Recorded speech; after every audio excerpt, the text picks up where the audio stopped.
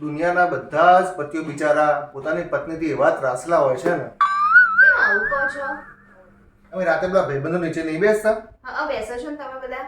તે બધા બિચારા પતિઓ છે ને પોતાની મનની બધી જ ભડાસ બહાર કાઢતા હોય છે. પોતાની પત્નીઓને જે ત્રાસ આપતી હોય છે ને એ બધી વાતો કરતા હોય છે બિચારા. સારું સાચું છે એવું કે દુનિયાની બધી જ પત્નીઓ છે એ બધી ચૂડેલ જ હોય છે. મને તો એવું જ લાગે કે બધી પત્નીઓ છે ને બધી ચૂડેલ જ હોય છે. એટલે તમે શું કહેવા માંગો છો?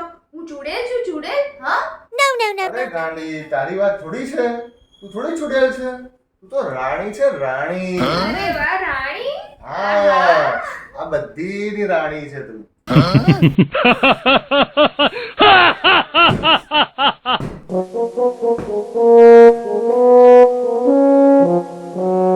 મસ્ત રોઝ છે. આ રોઝ જોઈને તો સાંભળો છો લે, આ રોઝ જોઈને તો મને આપણી પહેલી મુલાકાત યાદ આવી ગઈ. શું દિવસ હતો, શું આપણી પહેલી મુલાકાત હતી. મારે એટલું બધું બોલવું હતું ને, અને હું છે ને કંઈ બોલી જ ના શકી.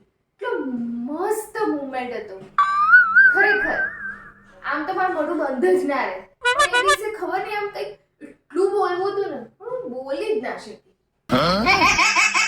ખરેખર તારો જે આવડો મોટો જીવડો છે ને એ દિવસે ખાલી જો થોડુંક ટેલર બતાવી દીધું હોત ને તો આજે જે મારી આ જે બોલતી બંધ થઈ છે ને એ ના થાત.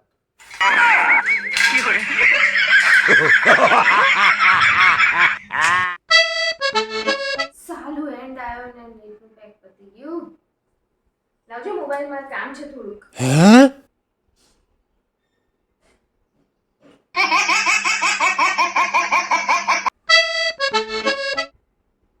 લાઈને ઊંચો વધી ગયો મોબાઈલ. તમે એકવાર કીધું છે ને હું મોબાઈલમાં જોતી હોય તો મારા હાથમાંથી મોબાઈલ નહીં ખેંચવાનો. એક તો વાઈફાઈ નું રિચાર્જ તો કરાયું નથી ને. તમારે ઘરમાં આવું જ થાય છે? વાઈફાઈ ચાલુ હોય તો આખો દિવસ તમારા ઘરવાળો જે બહેરો છે એ આખો દિવસ મોબાઈલે બેસી જશે ને. આ વખત તો જો અઠવાડિયા સુધી વાઈફાઈ નું રિચાર્જ કરાવું જ નહીં. તો જોઈએ શું કરે છે.